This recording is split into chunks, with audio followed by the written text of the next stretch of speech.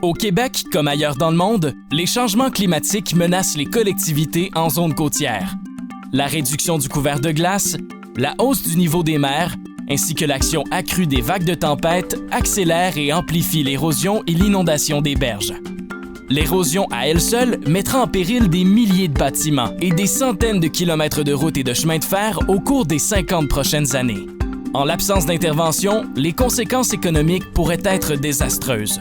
Les pertes s'élèveraient à plus de 1,5 milliard de dollars, sans compter toutes les autres conséquences, comme les impacts sur les écosystèmes, la santé et le tourisme.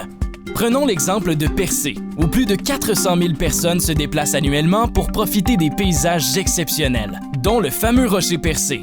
Le cœur du village accueille une promenade en bord de mer, soumise aux attaques incessantes des vagues. Si rien n'est fait, des dizaines de millions de dollars de pertes d'achalandage annuelles seraient à prévoir, puisque les infrastructures ne nous permettraient plus de profiter des attraits touristiques. Mais des solutions existent.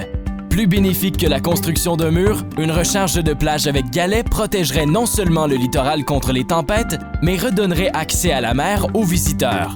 Le cas de Percé n'est qu'un exemple des problématiques vécues au Québec.